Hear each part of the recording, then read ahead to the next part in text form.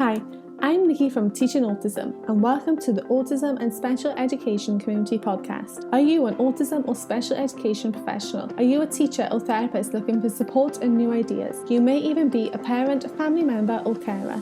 This podcast is perfect to help you find out more information, support and get some of your questions answered. Hi everyone and welcome to another episode on our Teaching Autism and Special Education Community Podcast. On the podcast today, I am sharing my best tips for new homeschoolers who are starting their first year homeschooling their child. Number 1, do not jump in to buy a curriculum. Even if you see other people recommending it on Facebook groups or social media or blog posts or even your friends, you don't know what your child's style of learning is yet.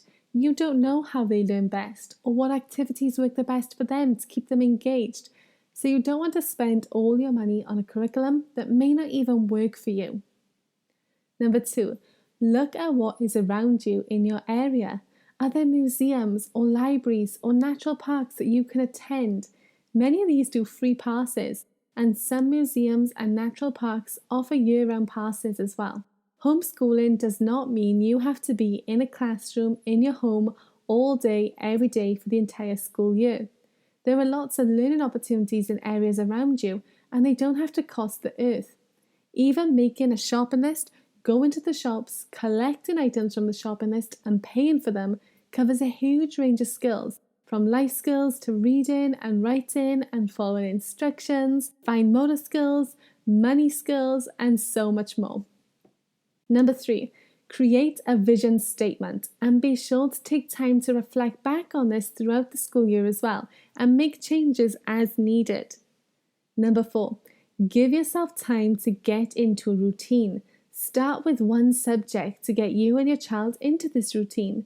You don't want to overwhelm yourself by starting everything at once and then drowning underneath all the paperwork and activities and lesson plans for all the different subjects.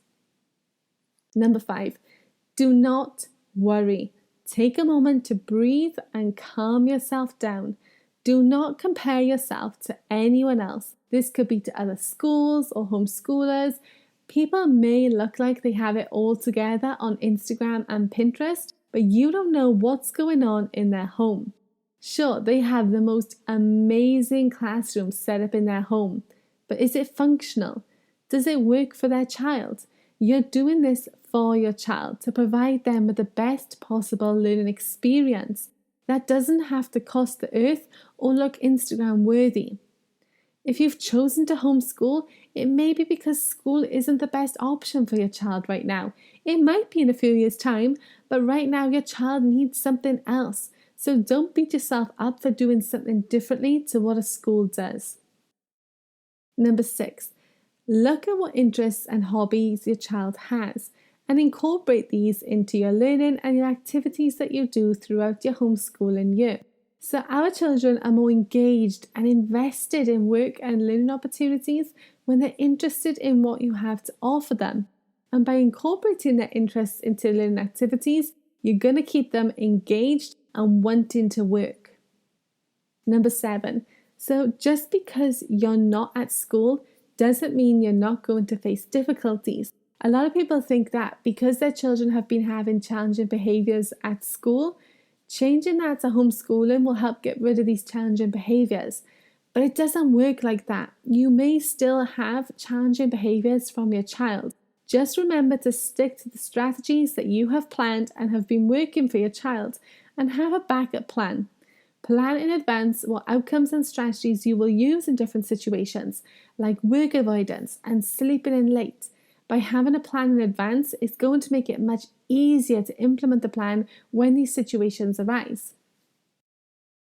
And leading on from sleeping in late, tip number 8 is to establish a routine from early on. So if you get into a habit of letting your child sleep in until whenever they want and then starting the school day, you're going to be fighting a losing battle from the beginning. It is vital to establish the routine from the start. So set up your schedule. What time does school start for you?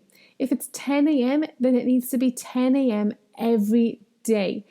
This way, everyone knows exactly what's happening, what time the school day starts, what time it finishes, knows what to expect, and it's just going to make the whole thing a much more positive experience. Number 9, check the homeschooling laws for your area. So not everyone realizes that they're actually homeschooling laws for you to follow, just like there's laws for schools to follow as well. And everywhere around the world has different laws for you to follow. So I highly recommend taking time to read through these, understanding them, and ensuring that you're following them throughout your homeschooling journey. What I would recommend is if you're thinking about homeschooling and you haven't signed up for it yet, take some time to read those laws, because if you feel like you can't follow those laws, or they're too difficult, or you just can't be doing that this year, you have too much going on, then it's important not to jump into homeschooling because you don't want to be breaking the law. Number 10, and this is a big one, look for local homeschooling groups in your area. So you may not have one, 5 minutes down the road, but you could have one within 20 minutes of where you live. And you will be surprised how many families homeschool these days, especially for their children with special needs. Having that support group is a great way to help you feel confident homeschooling and also expand your homeschooling knowledge. It will also provide you with a support system to offer you help and guidance with your homeschooling journey. And it's great to be able to plan trips out as a group together as well. So a lot of us feel a little bit nervous taking our children out on field trips and to museums and going to swimming pools because we don't know how they're going to react, but also we don't know how other people around them are going to react either. This can often make going out a little bit nerve-wracking, and we may put it off and not go out, and this can be detrimental for our children because we don't want to take something away from them. But sometimes going out in a group with other families who have similar situations to yourself can make you feel a little bit more confident, and they can help you to make friends as well, because I think we all realize that this journey can sometimes be very lonely. We feel alone, like no one else is going through what we're going through. But by being able to have a support group and building those friendships, you're going to feel more confident in yourself as well. It's also a great way to get recommendations and things that work well for others. They may be doing activities that you wouldn't have thought of, but your child would really love. So that's another bonus for support groups as well. Now, if you're looking for a support group, you may be wondering, where can you find one? And the first place that I always recommend to start with things like this are Facebook groups, social media. Google search is the bomb. And also just reaching out to local special needs and autism charities in your area who may know of homeschooling groups around you. Number 11, try different things and don't be scared to try them. Curriculum is all around us. A lot of people think that curriculum comes as a big stack of papers stapled together telling us what to do, but it doesn't have to be like that. Like I mentioned earlier on in this episode, even going shopping can work on a huge range of skills for our children. So try out different types of activities to see how your child learns best. So this could be through worksheets, lap books, adapted books, task cards, unit studies, online learning. It could even be game schooling. And you can get a lot of these resources for free online. You can try Teachers Pay Teachers. You can even sign up to my newsletter list on my website, teachingautism.co.uk, and you will get access to a free resource library with loads of free resources that you can use at home as well. Number 12, there is going to be a lot of trial and error in your homeschooling journey, and that's okay. Pay attention to what's working well and what isn't working so well as well. So if something isn't working, brainstorm ways that you can change this and make it work for you. Look at your child and look at things that are working with them. Why do those things work? Is this something you can use for future changes for things that aren't working so well? Number 13, this is big. Remember, your relationships now are more important than ever with your child. You do not want to ruin your relationship with your child for the sake of homeschooling. You want this to work for all of you. You're probably doing this because you want to provide a positive and safe, engaging learning experience for your child. You do not want to end up arguing and causing conflict and having a negative relationship for the sake of it. So just remember to pay close attention to your relationship and see homeschooling as an extra area where you can build on those relationships with your child. And finally, number 14, don't be too hard on yourself. You cannot do all of the things all of the time, especially in your first year. Your first year is not going to be perfect and it is not going to be smooth sailing. You are going to be finding out things about yourself and your child. You're going to be trying new things.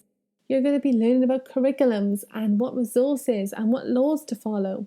And it may not be as positive as an experience as you hoped. But from all those mistakes and negative experiences, you're going to learn new things to try with your child and how to help make homeschooling a more safe and positive experience for your child. What changes are put into place? What to try next year instead? What can you put into action that will make this better for you and your child? So those are my 14 best tips for new homeschoolers. But most of all, if you take away anything from this podcast, I want you to remember 2 things. And these are to plan out your schedule and stick to it. Being consistent and having a set routine is vital for successful homeschooling. And find a support group. The reason that a lot of people give up homeschooling is because they need support and they can't find it and they feel alone. A support group can help provide all these things and make your homeschooling a more positive and successful experience for everyone involved. I hope you've been able to take away some great tips from this podcast episode to put into practice for your homeschooling this year. If you're new to homeschooling, I am sending you lots of best wishes for this first year. Don't be hard on yourself and enjoy being able to make new connections with your child. If you have any tips that you would love to share about homeschooling, could be from your personal experience, head on over to our website teachingautism.co.uk and let us know, or send me an email at contact@teachingautism.co.uk. I would love to hear from you. And don't forget to subscribe to our podcast. This means you will get first news of new episodes being uploaded to our podcast. And we would love for you to leave a review on iTunes so that more educators all around the world can find us and listen to our podcast and help them as well. Thank you for listening, and I'll speak to you again soon.